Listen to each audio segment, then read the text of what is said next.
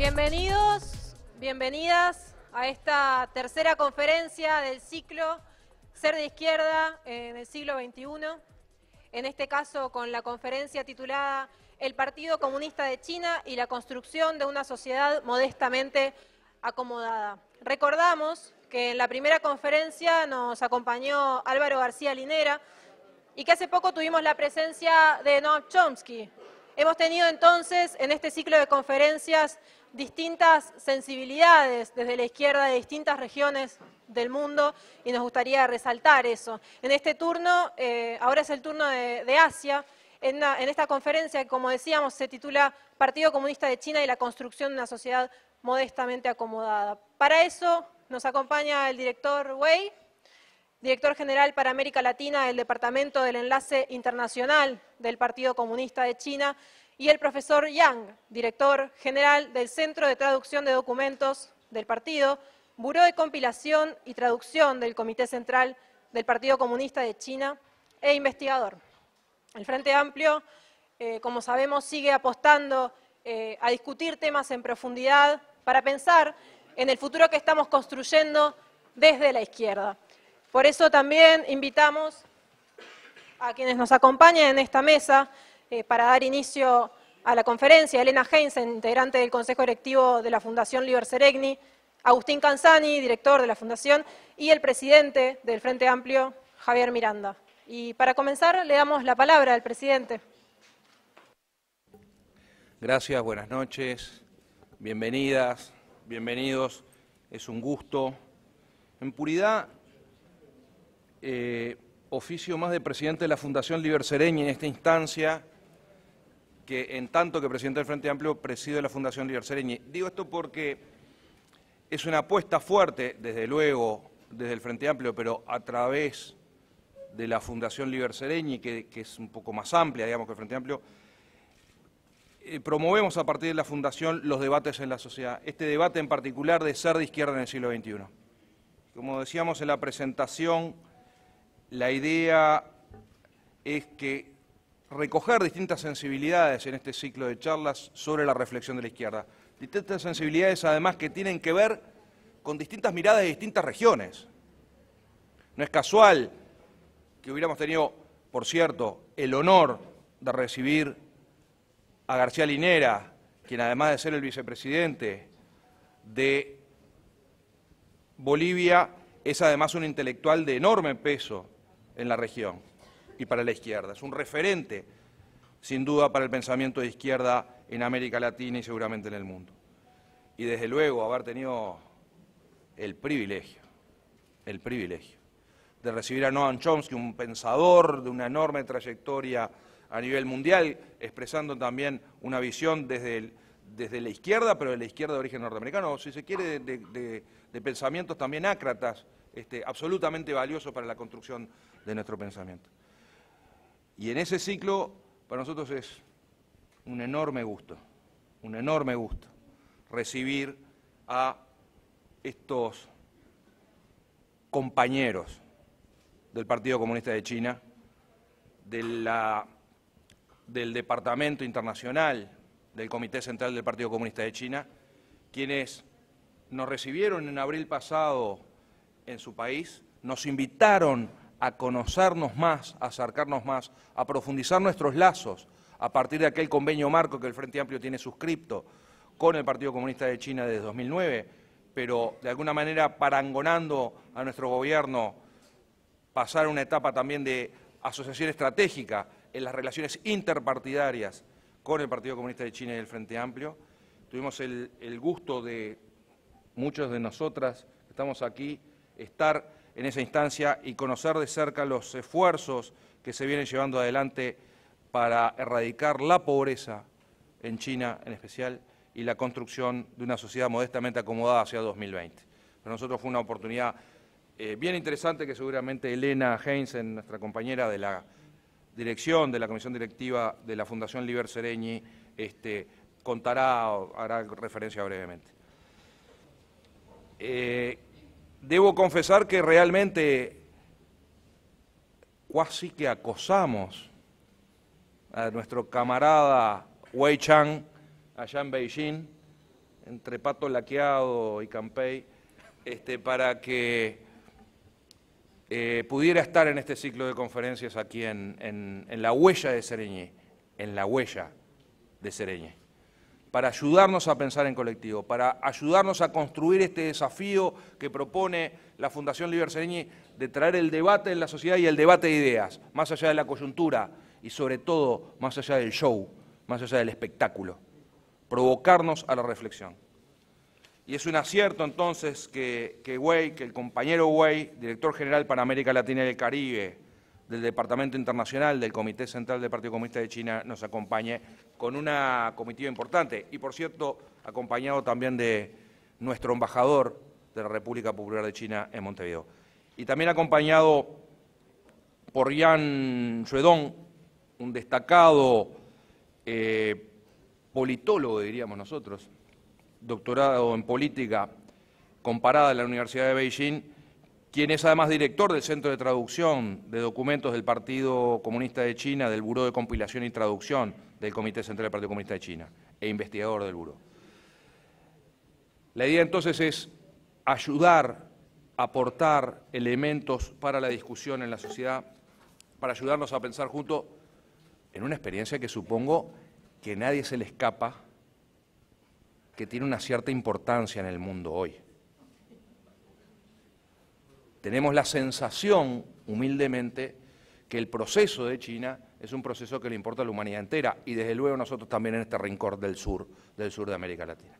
Y esa fue la razón por la que hicimos tanto hincapié en esta participación y nos sentimos, querido Wei, querido Yang, enormemente honrados por su visita, muy gratificados en términos políticos, desde luego, y también en términos de amistad. Muy bienvenidos, muchas gracias. Aquí tienen muchas personas sumamente interesadas en el aporte para el debate de ideas. Gracias, Javier Miranda, presidente del Frente Amplio. Le damos la palabra entonces ahora al director de la Fundación Liber Sereñé, Agustín Canzani. Buenas noches para todos. Gracias primero por estar acá. Le damos mucha importancia a este ciclo en la Fundación.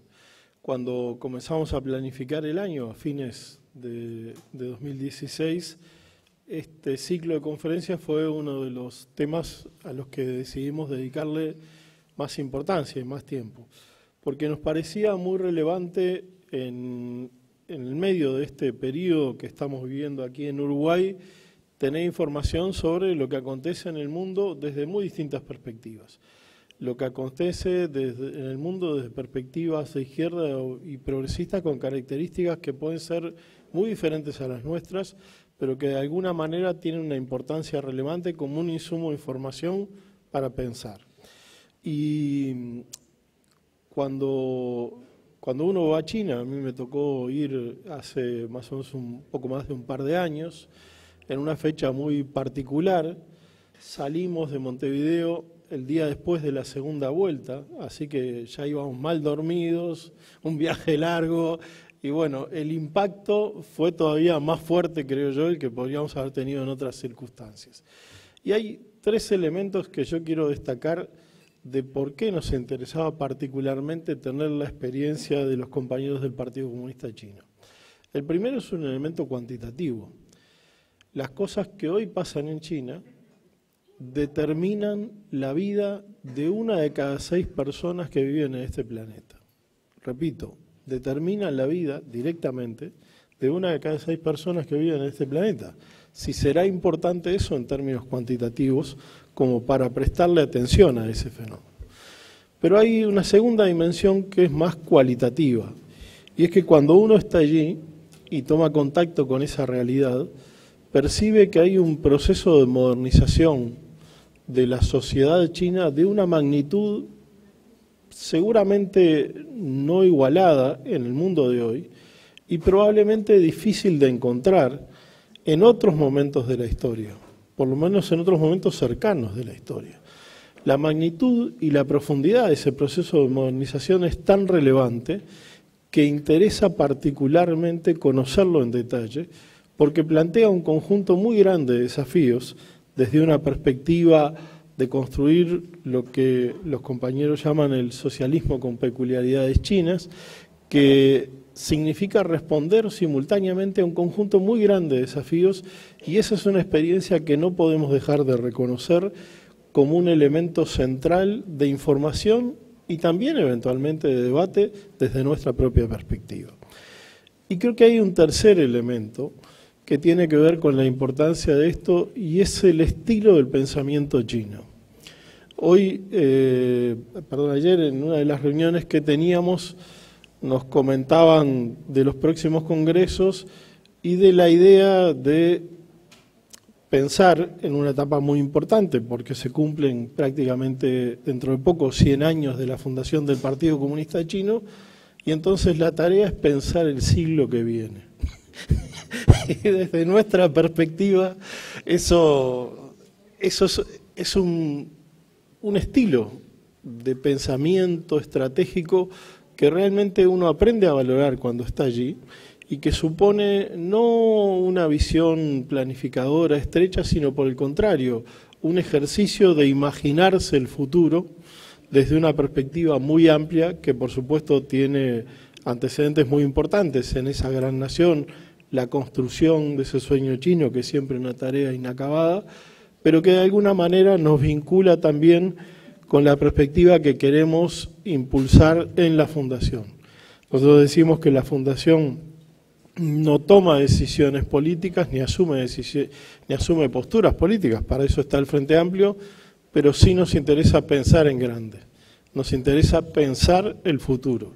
Y qué mejor que para pensar el futuro tener un aporte como el que hoy tenemos la oportunidad de compartir. Así que gracias a los compañeros del Partido Comunista Chino y gracias a ustedes por estar acá. Gracias, Agustín Canzani. Le damos la palabra ahora en esta introducción a la integrante del Consejo Directivo de la Fundación Liber Seregni, Elena Heinzen. Bueno, buenas noches a todos, a todas. Es la verdad una gran responsabilidad estar acá arriba, uno está acostumbrado a estar en otras lides, pero me pareció que era importante asumir la responsabilidad de contar y de trasladar en parte la experiencia que vivimos con la generosidad que tuvo Agustín de decir andá vos y que yo ya fui, y agradeciendo también la generosidad precisamente al Partido Comunista Chino que nos invitó. Quiero saludar especialmente a Wei, al invitado, y a los otros dos compañeros de viaje de los 15 días, Su Chao y Tu Xuan Su, que no lo veo por ahí, pero debe ser el que está traduciendo, ¿no? Que es un gran traductor. Bueno, le pregunté al presidente qué era lo que quería que dijera, y me dijeron con tal viaje. Yo dije, esto puede llegar a convertirse en una guía turística, me parece que no es apropiado, ¿no? Entonces voy a tratar de hacer 2 o 3, le voy a contar el viaje, aunque él me dijo que no. Voy a hacer como 3 paradas o contarles en qué consistió y después una breve reflexión. Y no se asusten porque si bien el viaje duró 15 días, podemos hacer más concisos.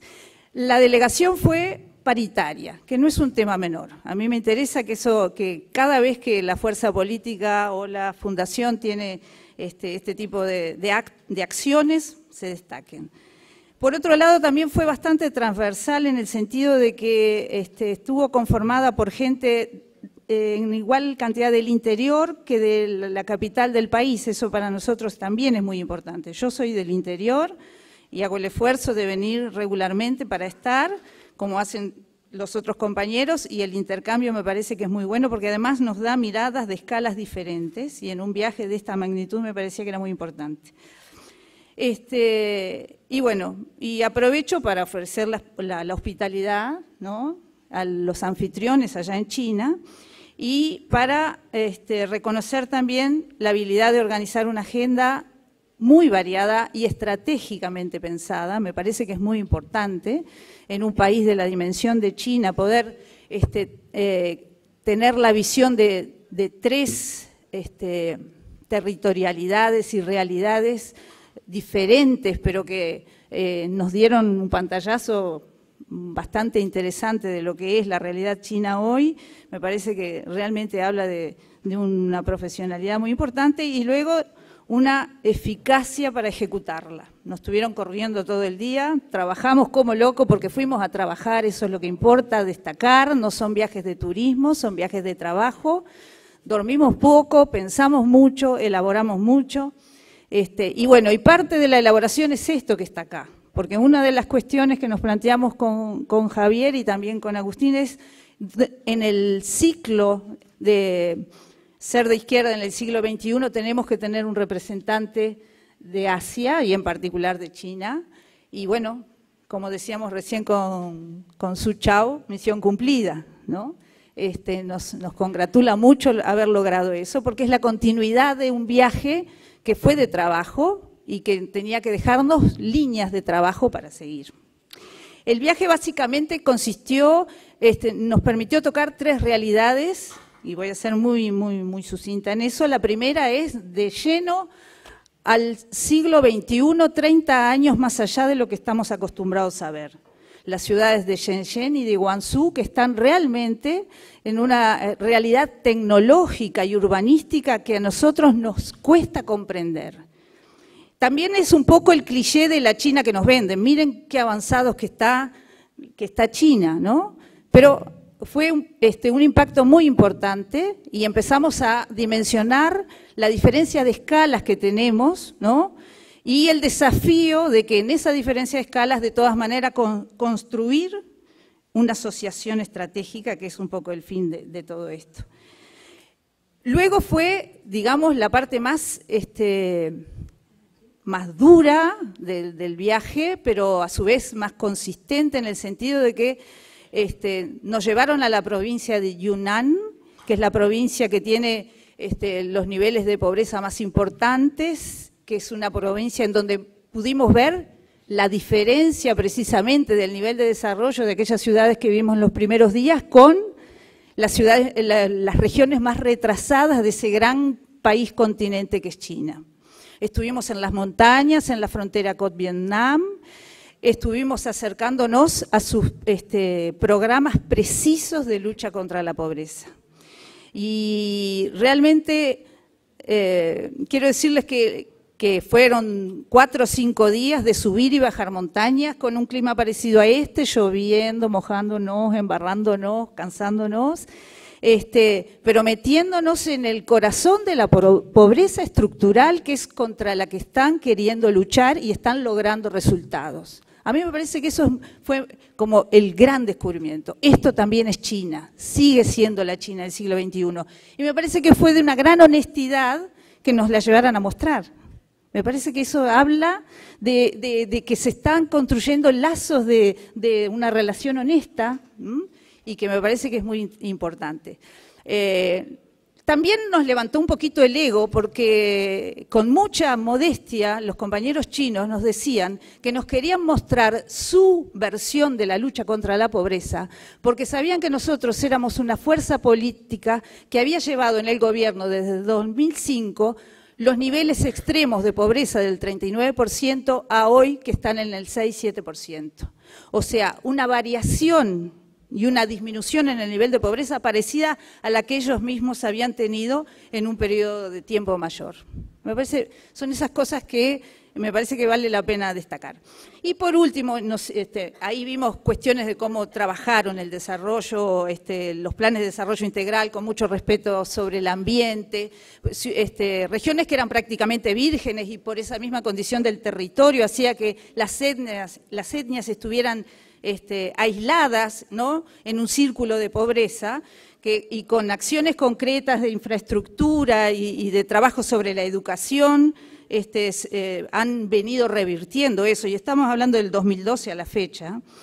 Y luego terminamos la gira en Beijing, donde sí tuvimos más los vínculos institucionales de aprendizaje, con miembros, bueno, del departamento, con Wei y con Vimos la Federación de Mujeres, que ya la habíamos visto en Guangzhou también.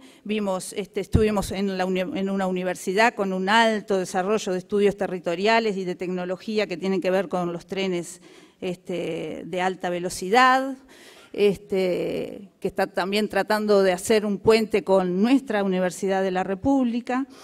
Y ahí cerramos el viaje participando de una conferencia internacional sobre la lucha contra la pobreza en Beijing, de esas cosas que uno no se entera porque ve la parte de los medios de prensa, recibe la información desde la parte de los medios de prensa que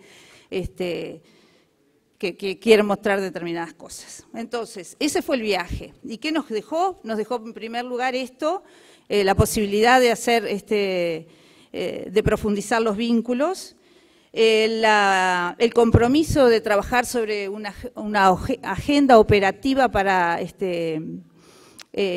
afianzar los lazos, trabajar sobre precisamente derribar barreras y prejuicios hacia lo chino que podemos tener desde lo occidental. Me parece que eso es uno de los grandes compromisos.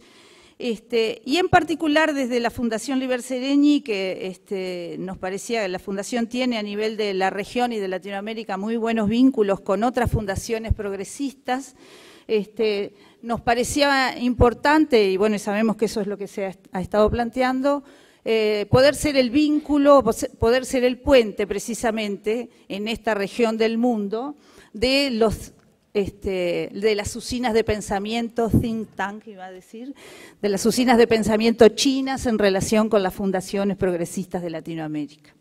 Por último, una cosa que a mí me quedó dando vuelta ahí en la Fundación Liber Seregni, se ha trabajado con la memoria y hay muchas cosas para hacer con la memoria, y a mí una de las cosas que indudablemente con lo que es la cultura china y con, digamos, lo milenario y la acumulación de todo este tiempo tiene, y nosotros tenemos que aprender aplicándolo a nuestra escala de tiempo, de historia y de tamaño, me parece que es importante poder aprender sobre la construcción del relato histórico.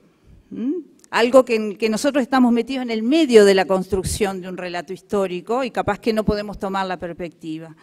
Aprender, intercambiar, y desde ahí poder sostener y generar la mística necesaria de todo este proceso. Hasta por ahí es el cuento del viaje.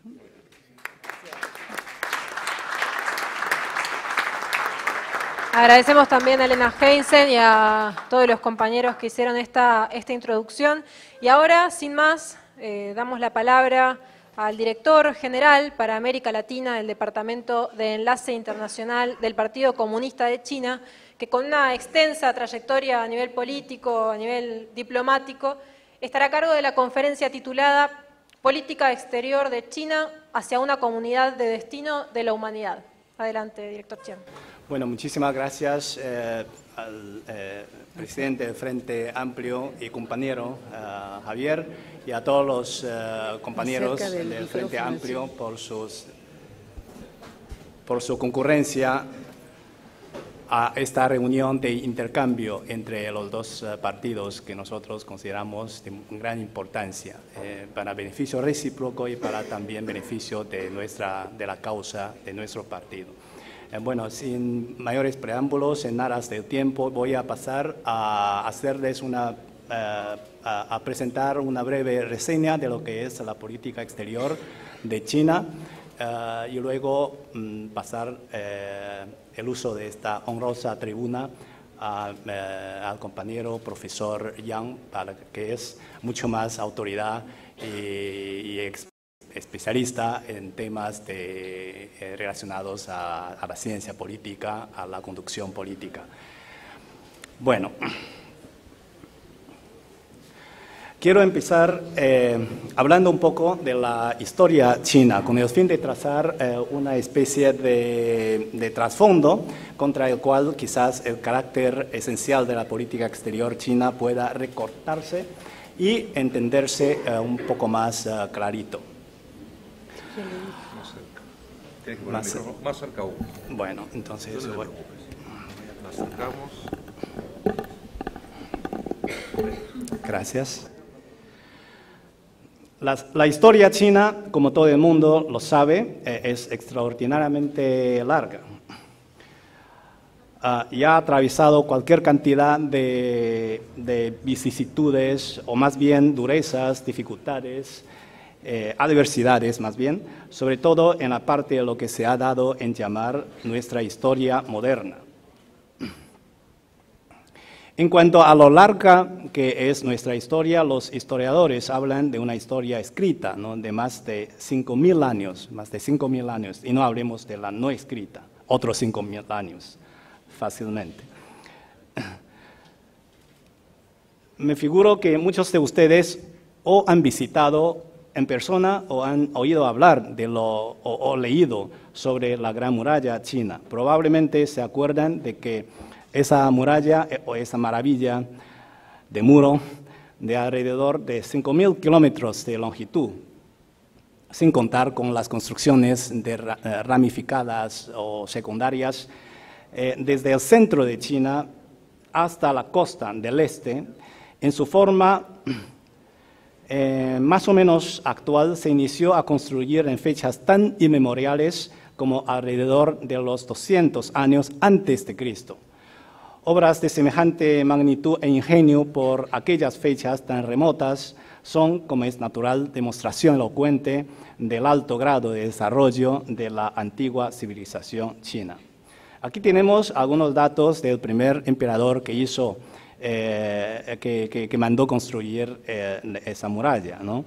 Un dicho chino reza que un hombre que se respete, bueno, que me perdonen las damas aquí, porque aquí es un dicho un poco, si le suena un poco machista por mencionar solo al hombre, pero se entiende que es un dicho un poco antiguo, ¿no? Por eso quizás anacrónico en ese sentido, en la igualdad de género. Pero he dicho, reza, que cualquier hombre que se respete en China, por lo menos, ha de cumplir lo menos con 3 cometidos en su vida: ser marido, ser padre y ojalá ser autor de un libro. He oído también hablar de un tal César romano que dice también 3 cosas: que he llegado, que vengo, que miro y que conquisto. Bueno, y en cuanto a este particular personaje histórico de China, las 3 hazañas protagonizadas por él han sido unificar la China. Con esto de unificar no tan solo me refiero al hecho de que logró unificar físico-territorialmente, ¿no?, los demás llamados reinos combatientes, estableciendo el primer imperio chino, sino también al hecho de que después de ello hizo algo sumamente sabio y de importancia fundamental y trascendente desde el punto de vista de la unidad y la identidad nacionales: unificar la lengua escrita, porque habían existido antes diferentes lenguas escritas en los diferentes reinos combatientes, y unificar las unidades de medida y peso, así como estandarizar la trocha, o sea, la longitud entre rueda y rueda de los carruajes. Yo creo que esto reviste un significado pero muy grande para la formación de la idea china de la unidad nacional, la integridad territorial y la soberanía estatal, ideas tan importantes cuando se trata de la política exterior china hasta hoy en día.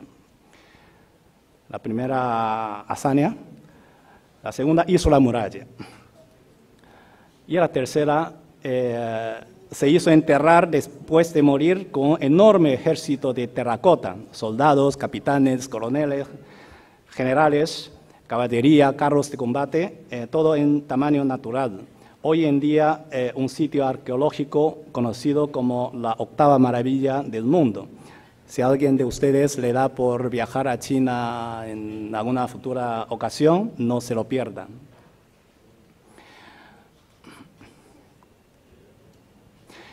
Además de larga, la historia china presenta la singular característica de que, a diferencia de varias otras igualmente o incluso más antiguas civilizaciones, como es el caso de la egipcia, la india, las mesopotámicas, la civilización china no ha sido interrumpida en cuanto a la identidad nacional y cultural. Se ha mantenido una continuidad singularmente perseverante en nuestra identidad. O sea que la civilización china se ha preservado a lo largo de toda esta varias veces milenaria historia virtualmente idéntica. Hoy un chino de hoy es, creo, el mismo idéntico al chino del primer emperador del ejército de terracota.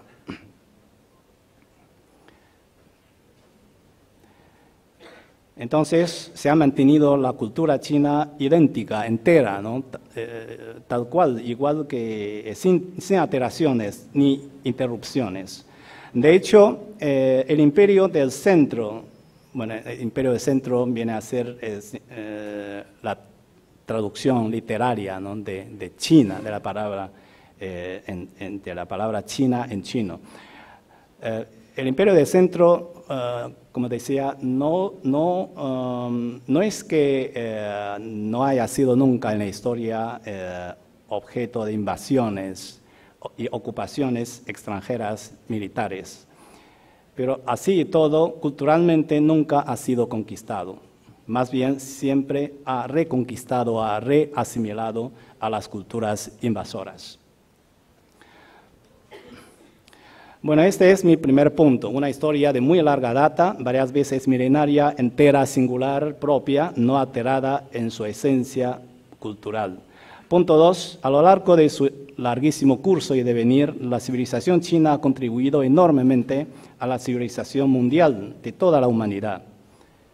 Y durante largos periodos históricos pasados jugó un rol de liderazgo, ¿no? de cumbre, de vanguardia en el desarrollo de la civilización humana mundial. Son de conocimiento universal los famosos 4 inventos: la brújula, la pólvora, el papel y la imprenta. No obstante, a mi modo de ver, las contribuciones chinas al mundo en los planos espiritual y filosófico humanístico son de un impacto todavía más trascendente.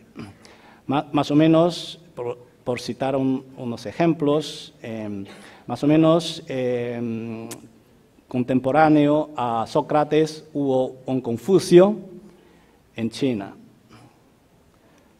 Y antes de que el Renacimiento europeo llegase a su apogeo, Shen Kuo, hombre renacentista chino por excelencia, ya estuvo produciendo tanta y tan multidisciplinaria riqueza intelectual que hasta a un Leonardo da Vinci le habría impresionado. Lástima que la barrera lingüística a menudo obstaculice un aprecio de este aspecto de la cultura china en toda su magnitud y profundidad. En cualquier caso, el pasado esplendor cultural en el más amplio sentido de la palabra es reconocido universalmente y, como es natural, es objeto de un profundo orgullo nacional propio. Sin embargo, la fortuna y la gloria chinas en cuanto al desarrollo del poder nacional sufrieron, a partir de la primera mitad del siglo XIX, cambios y reveses dramáticos que resultaron en una China venida a menos y atrasada en toda la línea, en lo político, en lo económico, en lo militar y, consecuentemente, también en su influencia cultural. ¿Por qué este cambio dramático de nuestra fortuna nacional? Pues los historiadores han dado 2 razones fundamentales. La interna, que es la falta de visión del mundo contemporáneo, la corrupción, la ineptitud y la actitud y política de cerrar las puertas del país al exterior, de negación y rechazo a la revolución industrial, a la modernidad, por parte de la entonces clase gobernante feudal de China. Sobre todo de la corte dinástica de los Qing, dinastía de cuya forma de vida y mentalidad habrían adquirido un vistazo quienes hayan tenido oportunidad de recorrer el Museo del Palacio Imperial de Beijing, también llamado la Ciudad Prohibida. Y la razón externa, que se refiere a las acciones depredadoras de expansión imperialista y colonialista por parte de las potencias extranjeras, superiormente armadas de tecnología militar y de capacidades administrativo-organizativas gracias a la revolución industrial. Inglaterra, a través de su Compañía de la India del Este, fue entonces nada más y nada menos un verdadero cartel narcotraficante, y desató una guerra contra China bajo el estandarte de libre comercio narcótico. Esta guerra, la tristemente célebre Guerra del Opio, que tuvo lugar en 1840 y que China perdió, y en consecuencia fue sometida a un reguero de tratados desiguales que nos quitaron la soberanía sobre territorios chinos como Hong Kong, marca el inicio de la degradación de China en una sociedad semifeudal y semicolonial, dando comienzo a lo que llamamos la historia moderna de China. Se trata de una centuria entre 1840 y 1949, en 1840 años de la Guerra del Opio, 1949 años de la fundación de la República Popular China. Entonces, es una centuria, un siglo cargado de humillaciones y agravios externos y de opresión interna.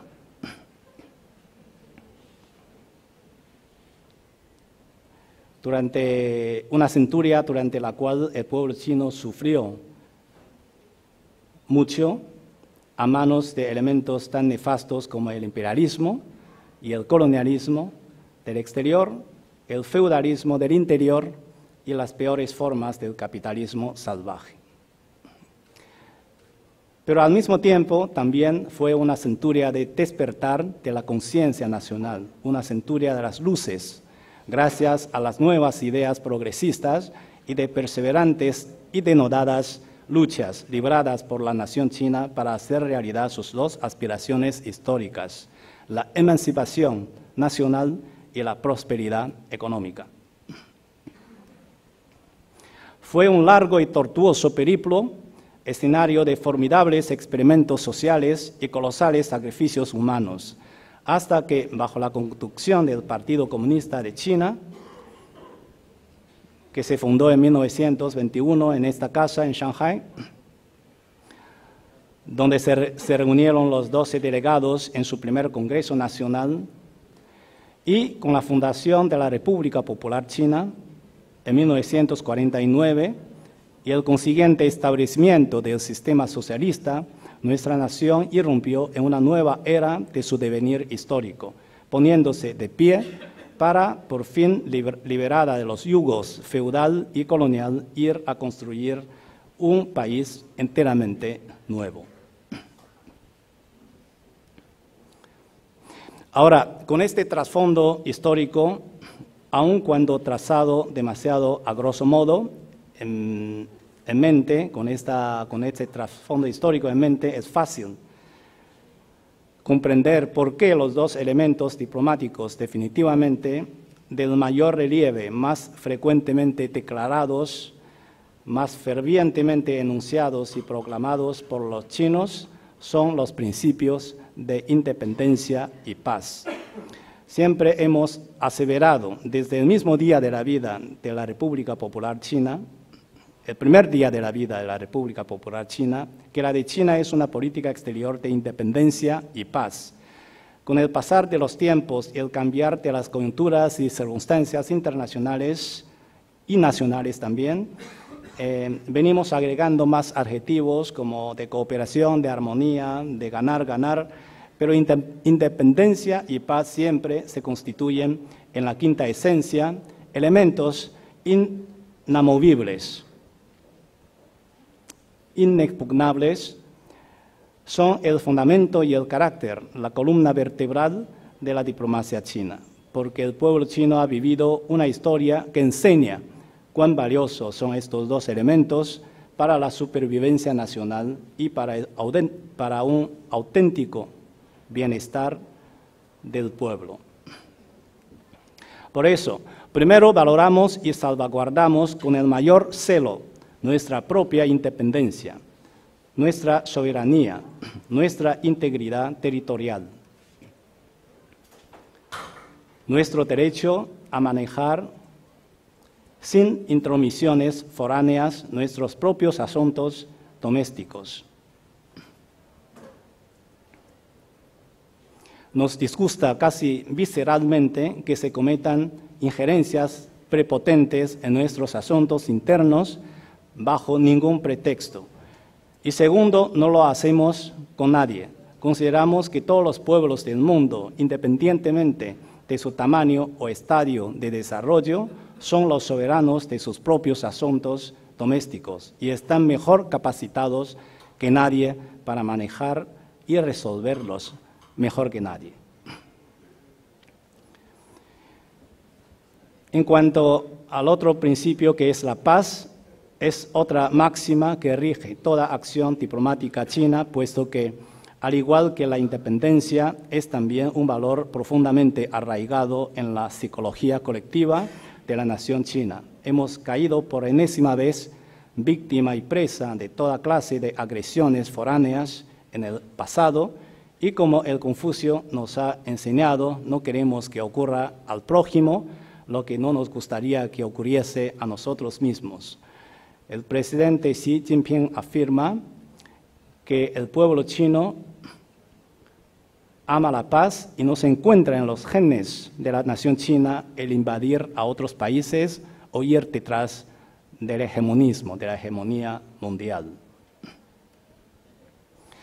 Es una verdad perfectamente probada por la historia, ¿no? Atestiguada por exhaustivos estudios históricos, como por ejemplo, Fuera de China, por el profesor Ian Morris, cuyo libro ¿Por qué Occidente predomina?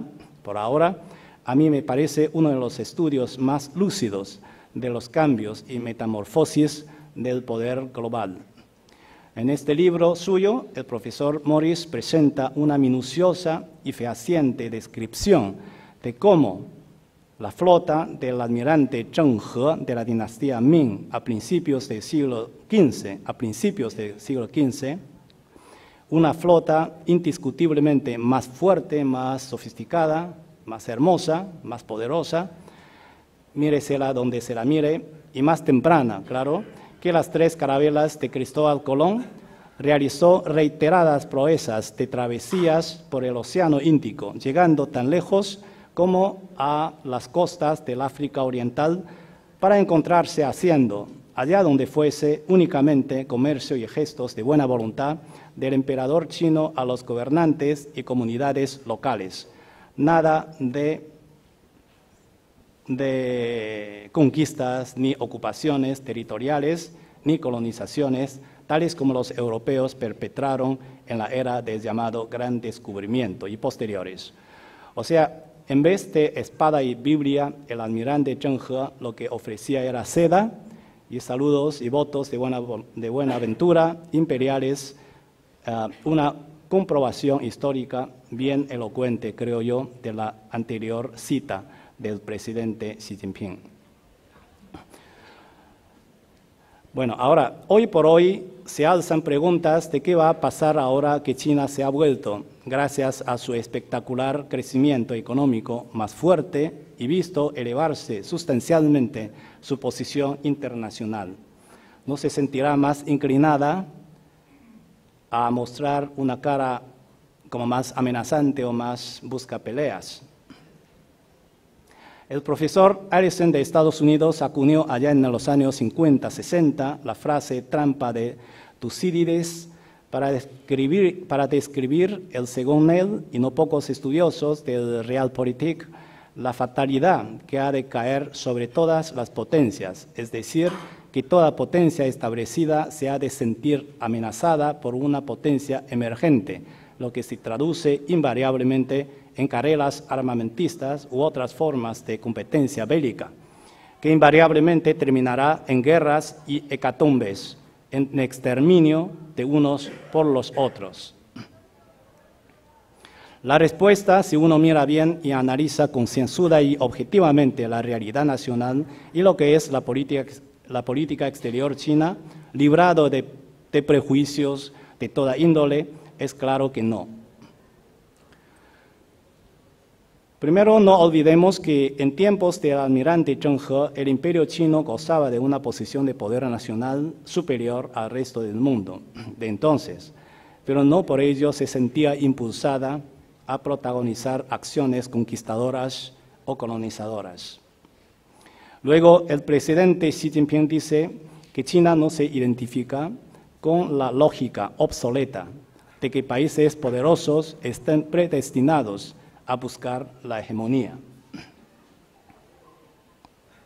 Y esto es muy cierto. La nación china, como se ha indicado anteriormente, es de una cultura y una naturaleza que privilegia ahora, como en el pasado, más que nada la armonía y la paz. Además, pensamos que los tiempos tampoco son los mismos, que el juego del poder decimonónico ya dejó de tener validez hace tiempo, que la era cuando la supervivencia del más fuerte era la ley de las relaciones internacionales ya quedó atrás. Ya hace tiempo que salimos de esas junglas. Reinan hoy las reglas de la Carta de las Naciones Unidas, en las que China profesa una fe inquebrantable y a las que se adhiere resueltamente. Por eso es que, bajo las actuales circunstancias internacionales, la dirigencia china cree y pregona unos conceptos de seguridad de nuevo tipo, diferentes de los forjados por las antiguas potencias occidentales, como son el de comunidad, seguridad común, multidimensionalidad, integralidad, sustentabilidad y cooperación e intereses compartidos. Todo eso en busca de una armoniosa convivencia entre las naciones y los pueblos. En otras palabras, el partido y el Estado chinos creen imperativo establecer un sistema de seguridad tanto regional como mundial a base de la comunidad de intereses, de la cooperación, de la justicia y de la interdependencia entre el tema de seguridad y el tema del desarrollo. Porque no hay seguridad si los pueblos no consiguen un desarrollo, ¿no? Y un decente nivel de vida. Y abogamos por unas relaciones internacionales especialmente entre las potencias que se caractericen por un rechazo a la política exterior del poder, por el diálogo y cooperación en vez de confrontación, por la asociación en vez de alianzas en el sentido del siglo XIX, bloques de alianzas, y por ganancias compartidas en vez de ley de junglas. Tales características son componentes conceptuales básicos de la idea del presidente Xi Jinping acerca de la construcción de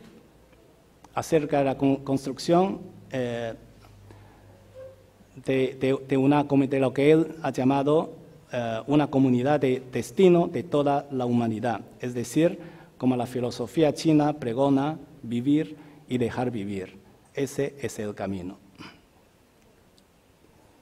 De modo que la doctrina china de desarrollo pacífico e inclusivo, en oposición a la idea de que el emerger de una nación ha de resultar en detrimento de las demás, no es una política de conveniencia coyuntural, sino muy al contrario, es un compromiso al más largo plazo. Como los líderes chinos han afirmado una y otra vez, el mundo no va a ver a una China hegemonista ni hoy ni nunca. Y seguimos fieles, después de ya más de medio siglo de su aparición en la arena internacional, a los famosos 5 principios de coexistencia pacífica, consagrados en la histórica Conferencia Afroasiática de Bandung de 1955, y entre cuyos artífices estaba el premier y entonces también canciller chino Zhou Enlai, diplomático consumado, hombre de convicciones y principios a la vez de una elegancia y tacto inigualable.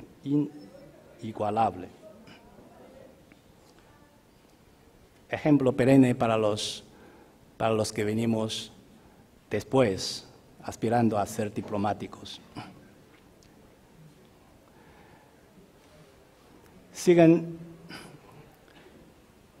Estos principios no agresión, respeto a la soberanía territorial, no agresión, no injerencia en los asuntos internos, igualdad y beneficio mutuo y coexistencia pacífica siguen atesorados como reglas de oro en la teoría y praxis diplomáticas chinas. Y pasando de lo abstracto al mundo real, con los pies en la tierra, ¿cuáles son las prioridades de la política exterior china actual? A este respecto existe una, a veces latente, pero muchas veces francamente abierta polémica acerca de si ya no es tiempo para que China dé más cara, que se ponga un perfil más prominente en reemplazo del habitual tradicional bajo perfil. Y fuera de China las sospechas y aprensiones también aumentan, que si China no es hoy más el temible león del que hablase Napoleón Bonaparte, que el adorable panda al que el mundo estaba más acostumbrado.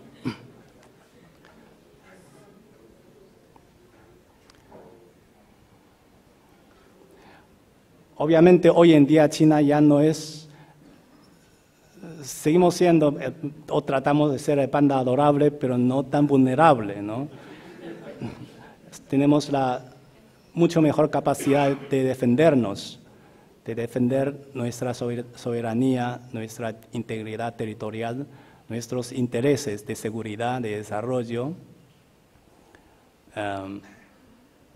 y también nuestros intereses en ultramar, ¿no? En situaciones de emergencia como evacuación emergente de chinos en puntos, en los focos de crisis, pues las Fuerzas Armadas chinas ya están y pueden y de hecho han estado jugando un rol de muchísima importancia, de muy alto perfil, diría yo. Pero el mundo tiene curiosidad. A este respecto, la respuesta no puede ser más clara que en las propias palabras del presidente Xi Jinping. En su viaje a la Unión Europea en marzo de 2014, él declara que China hoy en día es un león que se despierta y que amable y humilde se apresta a jugar mejor su rol propio de una nación importante y responsable dentro de la comunidad internacional. Y a juzgar por la foto puede ser un león juguetón también. Esto es como decir, así como en los juegos de fútbol, que Uruguay es inigualable, uno debe dar todo de sí. Todo lo que las capacidades desarrolladas de uno ya se lo permiten, pero siempre respetando las reglas y respetando a todos los demás jugadores y también sabiendo claramente dónde está el límite de las capacidades y posibilidades de uno y no exceder. Bajo perfil nunca va a dejar de ser una virtud en la mentalidad china, aunque con el poder nacional creciendo también será una virtud en la mentalidad de China en forma creciente, saber aportar más a la comunidad internacional, asumiendo como es debido las responsabilidades que correspondan al país en la medida en que su parte es parte integrante de esta comunidad. Para analizar el papel que debe y puede jugar China, nunca se debe perder de vista el hecho fundamental de que la condición china como el país en vías de desarrollo más grande y más poblado permanece sin cambiar, a pesar de sus notables éxitos de desarrollo económico y social. Que el sueño chino de prosperidad y modernización aún queda por realizarse. Para eso aún tenemos que estar trabajando y luchando duro y parejo por décadas. Estos son los objetivos que establecimos a corto y mediano plazo, ¿no? Las llamadas metas de los 2 centenarios. Primer centenario del Partido Comunista de China hacia el año 2020, Nuestra meta es lograr la duplicación del Producto Interno Bruto y también de la renta per cápita de 2010. Eso significa la consumación de nuestro objetivo de construir en toda la línea una sociedad modestamente acomodada. Y la meta del segundo centenario, se refiere al centenario de la fundación de la República Popular China, hacia mediados del siglo presente, alcanzar la modernización, convertir a la China en un país socialista moderno, próspero, seguro, poderoso, democrático y civilizado. Y somos plenamente conscientes de que es en el desarrollo donde está la llave de la solución de todos los problemas nacionales, de modo que estamos y permaneceremos totalmente enfocados y concentrados en la tarea del desarrollo, a menos que suceda algo tan grave como guerra que se nos imponga, que nos invadan masiva y militarmente, nada nos va a desviar de tal enfoque. Como el presidente Xi Jinping indica, persistir en la reforma y la apertura es la única vía para alcanzar el desarrollo, de modo que llevar cada vez más a fondo las reformas y expandir la apertura para lograr mayor inserción internacional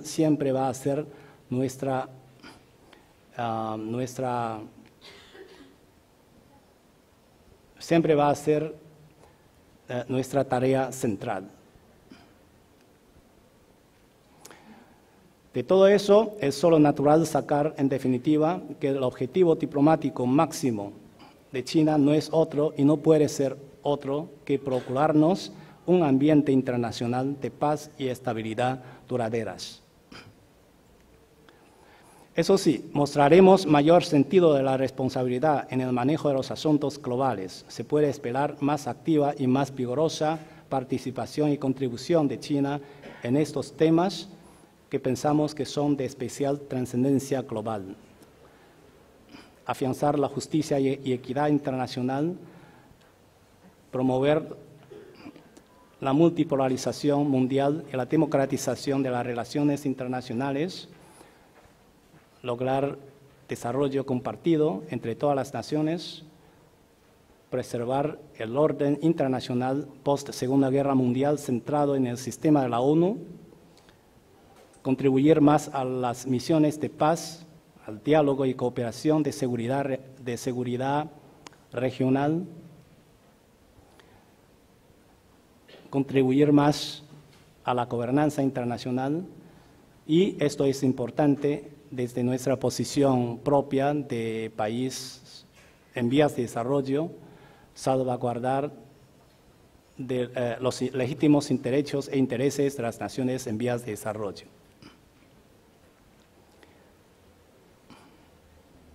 Resumiendo, se oirán más voces chinas proponiendo ideas estilo chino, reflexivas de la filosofía o sabiduría, si se quiere, china.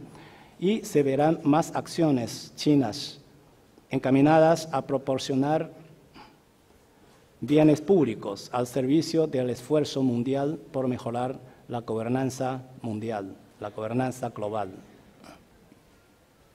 Las recientes iniciativas, que por cierto han llamado mucho la atención mundial, tomadas o activamente propugnadas por el gobierno chino, como la de la franja económica de la ruta de la seda y de la ruta marítima de la seda del siglo XXI, o iniciativa Franja y Ruta en forma abreviada, el establecimiento del Banco Asiático de Inversión en Infraestructuras, así como el Banco BRICS de Desarrollo y el Fondo BRICS de Contingencias, se han encargado de demostrar los conceptos y esfuerzos innovadores de la diplomacia china, enfocados en combinar y armonizar todo lo posible los intereses nacionales chinos con los globales, a través de políticas y acciones de responsabilidades compartidas y beneficios compartidos. La cumbre del Grupo 20 en Hangzhou en el año 2000 2016 también ha sido un escenario donde el papel chino en contribución a la mejora de la gobernanza global bajo las actuales muy complejas circunstancias internacionales queda bien demostrado.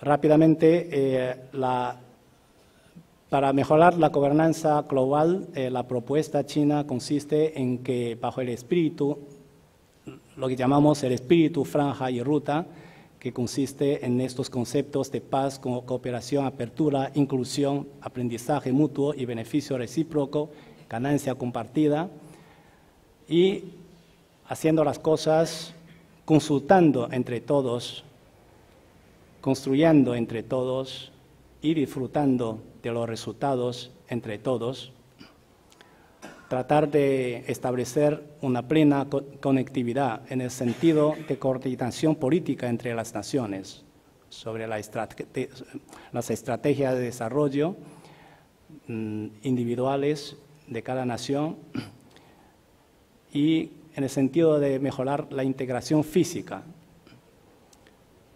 de promover un flujo comercial y financiero sin barreras, y esto también es muy importante destacar, lograr un mejor entendimiento entre los pueblos. Ahora, en mi capacidad de trabajador de servicio exterior del partido, no puedo dejar de mencionar, aunque sea muy brevemente, este aspecto importante, integrante de la diplomacia china, que son los intercambios interpartidistas. Aquí está la sede majestuosa, por lo menos vista en la foto, este es el lugar donde uno se gana su pan de todos los días. La sede del Departamento Internacional del Comité Central del Partido Comunista de China. Bueno, esto brevemente, trabajamos en este terreno estrictamente apegados a los principios de independencia, de igualdad, de respeto mutuo y de no injerencia en los asuntos internos de una parte por la otra.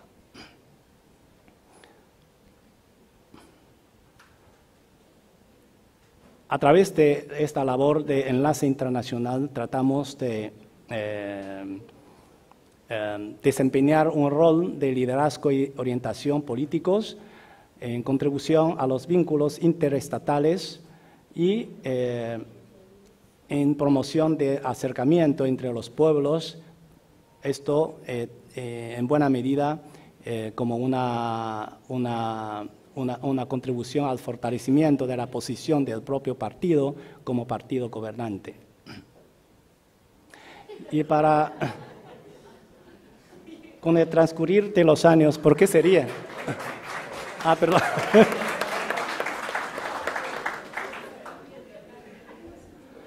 Con el transcurrir de los años, este campo de trabajo de nuestro partido ha atravesado constantes ajustes, cambios de orientación, de línea y de metodología, aunque su designio esencial de coadyuvar al desarrollo de las relaciones interestatales y de contribuir a consolidar y fortalecer el partido no cambia. Hoy, con estricta sujeción, bueno, esto sería una repetición, y al igual que el resto de los frentes de trabajo, tanto del gobierno como del partido, una mentalidad y actitud abierta es lo que se aprecia siempre en las gestiones del Departamento Internacional del PSC, las que han resultado en variadas formas, canales y modalidades en que nuestro partido se vincula y se comunica y colabora y realiza los más diversos intercambios con partidos políticos extranjeros. Visitas de alto nivel a cargo de dirigentes políticos en una y otra dirección es una de esas formas de intercambio. Otra forma es visitas realizadas por grupos de estudios compuestos por cuadros o representantes de partido de diversos ámbitos, de la juventud, de la mujer, de los municipios u otras localidades de base, etc. Y también a través de foros, talleres, seminarios teóricos, etc., nos podemos embarcar en intercambios mutuamente enriquecedores en torno a la temática de la gobernabilidad. Y es de mencionar con enorme satisfacción un nuevo avance creativo en lo que respecta a los mecanismos de diálogo interpartidario entre China y América Latina. Me refiero al establecimiento a fines del año 2015 del Foro de Partidos Políticos China-CELAC, con su primera reunión celebrada en la misma fecha, cerrando el año 2015 con otra nota alta de la feliz marcha de relaciones sino-latinoamericanas. Recordemos que el mismo año se inauguró en los términos de la diplomacia china con la primera reunión a nivel de ministros de Relaciones Exteriores del Foro de Cooperación China-CELAC, del cual el Foro de Partidos Políticos China-CELAC viene a ser un subforo. Un ciclo, pues, feliz y bien reflexivo del rol relevante, sinérgico y reforzador que juega el diálogo interpartidario dentro del universo de la vinculación entre China y América Latina.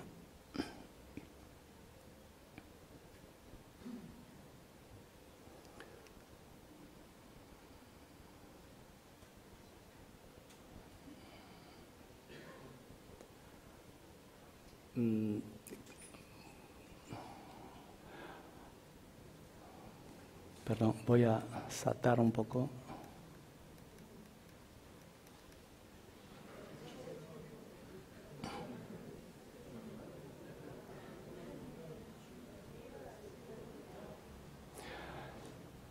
Bueno, en aras de tiempo otra vez, voy a saltar este trozo sobre la relación entre China y estrictamente con la región de América Latina, ¿no? Para cerrar con un resumen de las ideas generales de la política exterior china. Estas ideas son, nuestra es una diplomacia muy arraigada en la propia historia y cultura. Paz e independencia constituyen lo esencial, ¿no? Es una diplomacia dispuesta a aportar más a la comunidad internacional de acuerdo con el crecer de su capacidad en la actualidad. Y es una política exterior que aboga por una comunidad de destino de la humanidad, cuya palabra clave es compartir, o palabras claves, cooperar y compartir. Muchísimas gracias y ahora, sin perder el tiempo, paso la palabra al señor Yang.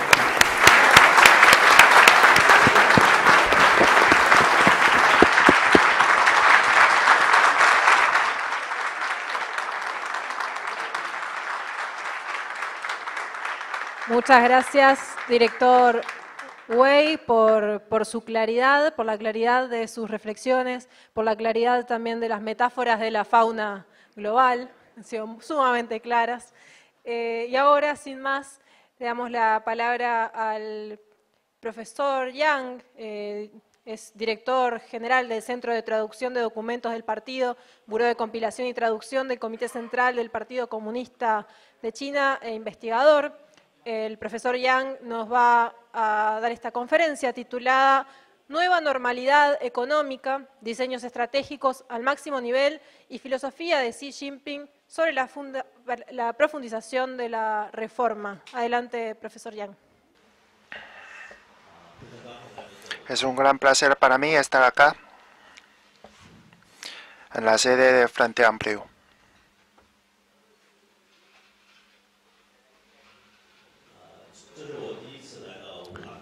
Es la primera vez mía estar en Uruguay, el país maravilloso.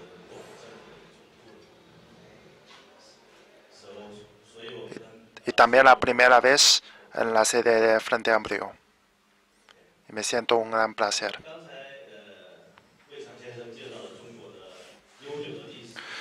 Hacia atrás, el señor Wei nos ha expuesto la historia larga de China y la política diplomática de nuestro país. Ahora quisiera exponerles los desafíos que enfrentamos ahora. ¿Cómo los solucionamos y cómo los reflexionamos para planificar para el futuro? Entonces, mi título es La nueva normalidad económica, diseños estratégicos al máximo nivel y filosofía de Xi Jinping sobre la profundización de la reforma. Tengo 3 puntos principales.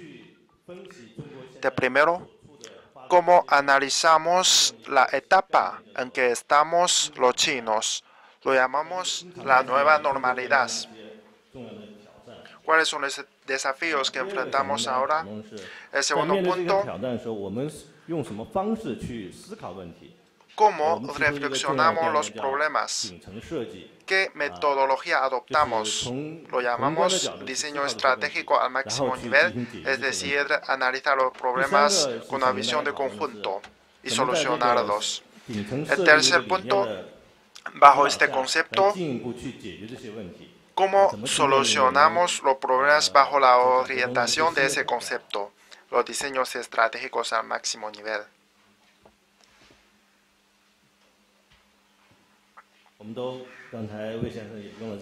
Como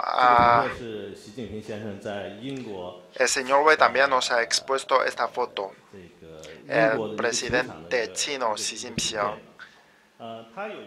estaba en un campo de fútbol en Inglaterra.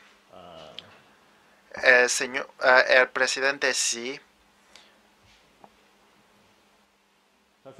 expone así la nueva normalidad económica. Dice que durante los últimos 35 años hemos logrado muchos éxitos, pero al mismo tiempo enfrentamos muchos nuevos problemas, lo cual es difícil solucionar con la metodología antigua.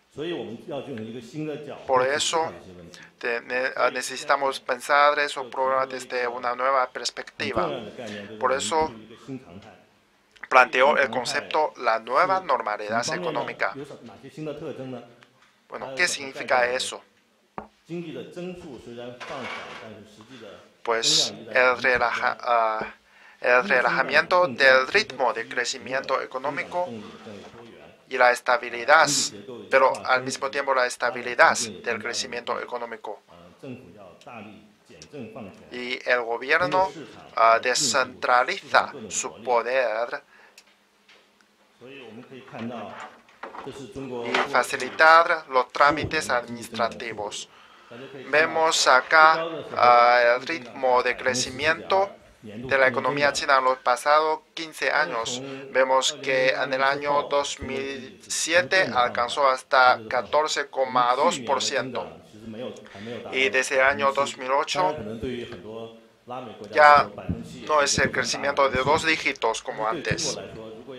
Ahora, nuestros años anteriores, 2012-2013, eran 7 y 7%, aunque el ritmo se ve muy rápido también para los países latinoamericanos, para los chinos, ya mucho más despacio que antes. Y este gráfico vemos la rápida urbanización de China en los años anteriores. Vemos que ahora la tasa de urbanización ha alcanzado a 57,4%, una tasa comparada con la urbanización uruguaya no tan alta, pero comparado con la situación anterior de China, estamos avanzando mucho.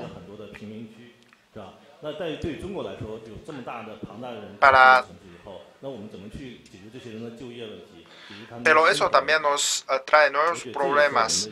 Hay nuevos habitantes, una gigantesca cantidad de nuevos habitantes urbanos. Necesitamos solucionar problemas de empleo, de seguros sociales, que nos significan nuevos desafíos. Y también les quisiera explicar un poco el tren bala de alta velocidad de China, que en los últimos años se ha desarrollado mucho, que nos ha facilitado la migración interna. Por ejemplo, para mí, antes de Beijing a Shanghái, necesitaba la primera opción mía era el avión.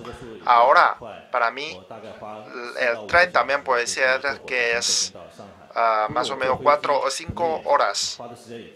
Para el avión, más o menos el mismo tiempo.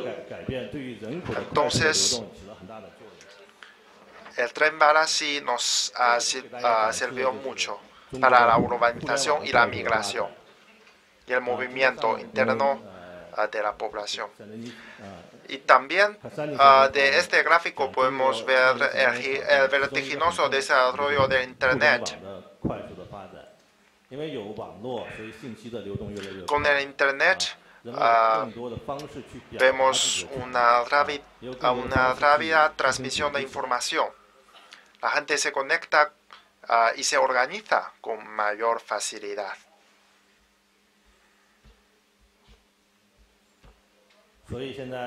Por eso, gracias a eso, tenemos los 4 nuevos inventos en la época moderna de China. Ahora, los 4 inventos modernos de China, el tren bala, el Alipay, pago por Internet, la compra por Internet y la bicicleta compartida, que nos están cambiando mucho el modo de vida.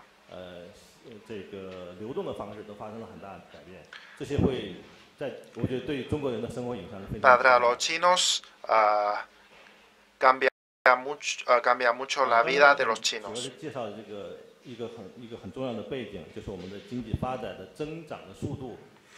Vemos que, como he mencionado, el ritmo de crecimiento de la economía china no es tan acelerado como antes, pero al mismo tiempo la manera de vida de los chinos está cambiando también. Pero con estos cambios tenemos nuevos problemas en nuestra vida. ¿Y cómo lo solucionamos? Pues mediante el concepto que les voy a plantear, que es el diseño estratégico al máximo nivel. Tenemos la frase del señor Deng Xiaoping: cruzar el río tanteando las piedras y la reforma. Eso es decir, al comenzar las reformas, al comenzar los cambios, no sabemos qué problemas vamos a enfrentar, por eso necesitamos tantear el camino, como cruzando un río tanteando las piedras. Y luego vemos que con los métodos anteriores no podemos solucionar los nuevos problemas actuales. Entonces cambiamos nuestras ideas. Con las nuevas ideas enfrentamos los nuevos problemas. Lo llamamos el diseño estratégico al máximo nivel para planificar mejor el panorama general y solucionarlos de manera más eficiente. Pero por supuesto, cualquier planificación necesitamos un objetivo fijado. Entonces, el objetivo nuestro, según el secretario general Xi Jinping, pues materializar el sueño chino. Concretamente, los objetivos fijados para los 2 centenarios.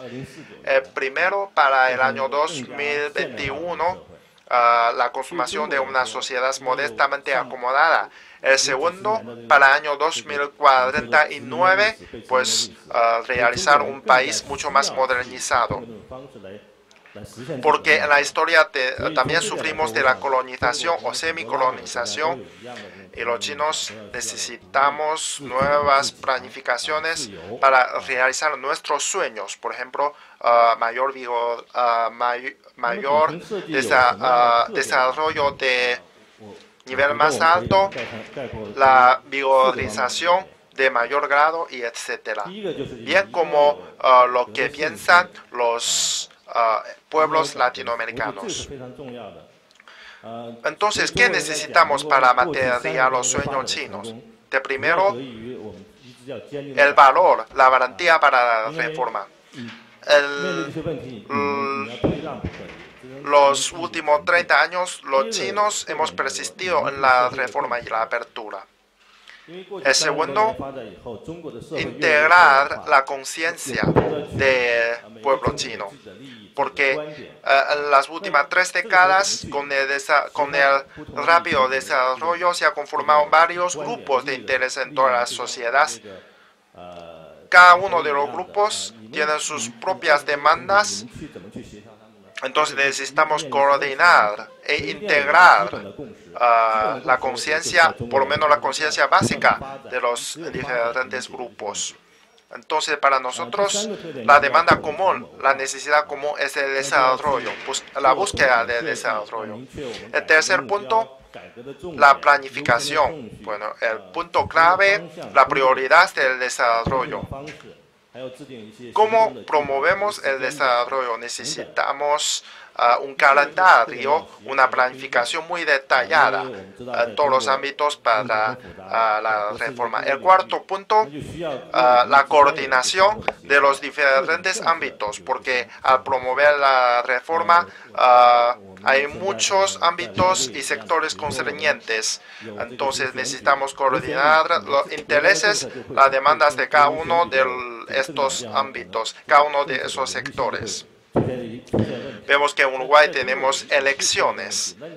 Cuando se cambia el gobierno, a veces las políticas también se cambian.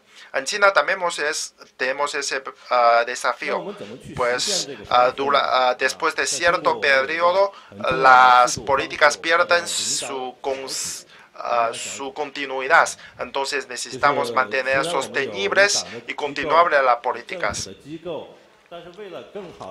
En China tenemos proyectos específicos para coordinar las relaciones entre el partido y el gobierno. Fundamos los grupos dirigentes del partido, lo llamamos. Tenemos muchos grupos dirigentes así, relacionado con las reformas importantes. Por ejemplo, el grupo de profundización de la reforma de la seguridad estatal y etcétera.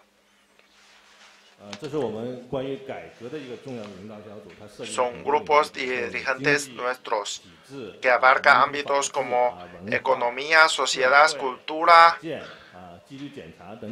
el fortalecimiento del partido, el control disciplinario y etcétera. Todos son sectores y ámbitos casi más importantes de China. Tenemos diseños de sistemas y muchas conferencias temáticas. Y también veo que en el Frente Amplio tiene usted muchas reuniones para coordinar los pensamientos, unificar nuestras fuerzas. En China también, con la conferencia y reuniones, coordinamos nuestros proyectos y unificamos nuestro pensamiento, que es muy importante.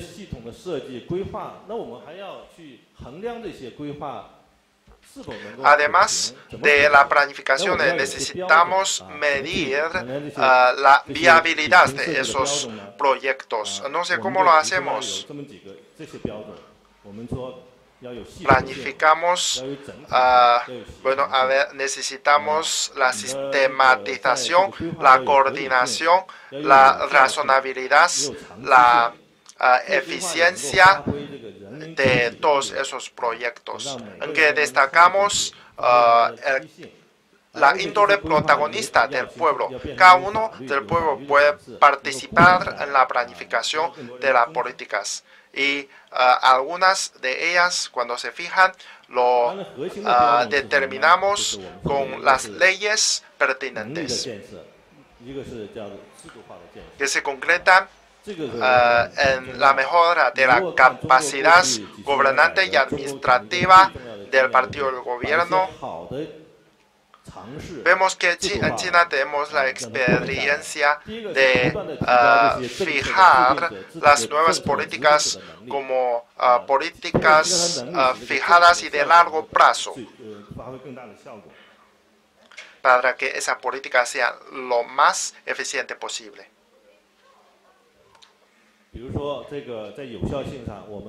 Por ejemplo, en cuanto a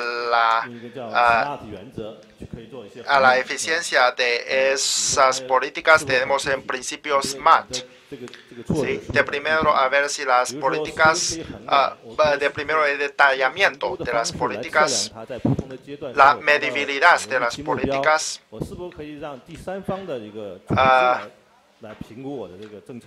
la evaluación de terceros y el fortalecimiento de la dirección organizativa, grupo dirigente de profundización de la reforma, conciencia conjunta, ministral, y etc. Y todo eso se dirige a nuestro objetivo final.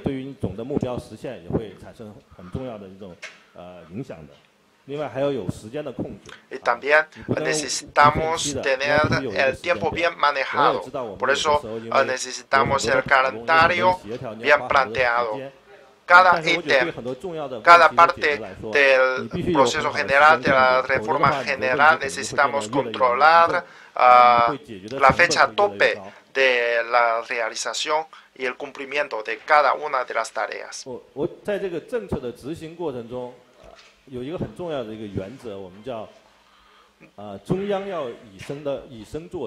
Durante la ejecución de esas políticas tenemos el principio muy importante, que es el Comité Central del PSC predica con el ejemplo. En China tenemos una frase que en China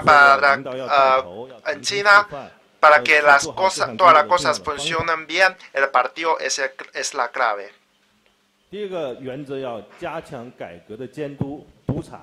Y también necesitamos fortalecer la supervisión del proceso de la reforma. Muchas veces planteamos unas políticas para que los niveles inferiores las practiquen, pero no teníamos el sistema de supervisión o de promoción, y las políticas se quedarán en papel mojado. Así no puede ser. Ahora concedemos mucha importancia a la supervisión de la ejecución de todas las políticas. Y luego también es importante para nosotros la estandarización y regularización de los puntos pilotos de la reforma, porque China es un país muy grande. Es imposible que practiquemos una política una vez en todo el país, entonces necesitamos puntos de piloto. Y con los varios puntos pilotos fundados necesitamos coordinarlos, supervisarlos, administrarlos. Y al final, también es importante para nosotros la participación de las amplias masas, para que el pueblo ponga en pleno juego su sabiduría, aportar para las nuevas políticas. Y al mismo tiempo, los funcionarios necesitamos aportar contribuciones. Los funcionarios también, porque todos son nuevos, la reforma, cada etapa puede ser nueva. Entonces necesitamos permitir sus errores, sus culpas, siempre que la intención inicial es buena. Necesitamos estimularlos la innovación y las prácticas de nuevos caminos. Y al final en China también estamos creando nueva atmósfera social, orientando la opinión pública hacia el ámbito positivo para nuestra reforma y el proceso de desarrollo. Entonces, en China necesitamos el fundamento bueno de opiniones públicas. Ahora vamos a ver los resultados preliminares del diseño al máximo nivel. Hasta los finales del año 2016, el grupo dirigente de profundización integral ha aprobado más de 200 documentos pertinentes, y solo en el año pasado tuvimos 12 reuniones en el grupo y 146 documentos importantes aprobados. con 419 proyectos de reforma planteados por los diferentes sectores. Y gracias a todo eso tenemos muchas nuevas políticas que se están practicando en los diferentes terrenos. Pero claro, el proceso de práctica exige nuestra supervisión. Al final quisiera exponer unos desafíos que enfrentamos ahora, que seguro que también se enfrentan en otros países. Tenemos los siguientes problemas. La primera, la sólida configuración de intereses ha reprimido el ímpetu de reforma e innovación. El segundo, muchos funcionarios dirigentes locales aún no están acostumbrados al reajuste de la connotación de administración estatal. Antes, nuestros funcionarios sabían muy bien cómo atraer la inversión, cómo acelerar el ritmo de crecimiento económico, pero ahora al mismo tiempo destacamos la importancia de, por ejemplo, protección ambiental, un sano ambiente ecológico. Por eso eso plantea nuevas tareas para nuestros funcionarios. Tercero, demora en la ejecución de los proyectos de diseño estratégico al máximo nivel. A lo mejor, algunas veces al máximo ni se plantea un proyecto, una idea, pero la práctica en los niveles inferiores a veces se desvía un poco. Necesitamos corregirlos y rectificarlos, supervisarlos continuamente. El cuarto, cierta retrocesión por temor a esta tendencia de atribuir la responsabilidad a otro ante el disciplinamiento riguroso. El último, la imperfección y falta de eficiencia del mecanismo de estímulo a innovación. Bueno, es básicamente lo que yo quisiera exponer. Muchas gracias. Quiero agradecer especialmente a nuestro traductor, a nuestro amigo Eduardo, que ha hecho un gran trabajo, como siempre. Quiero agradecerles a ustedes la paciencia y además felicitarnos por haber tenido esta actividad. De esta forma damos por culminado esta tercera charla y las que vendrán. Pero no quiero dejar de agradecer profundamente a nuestros amigos del Departamento Internacional del Comité Central del Partido Comunista de China por esta participación. Muchas gracias, buenas noches.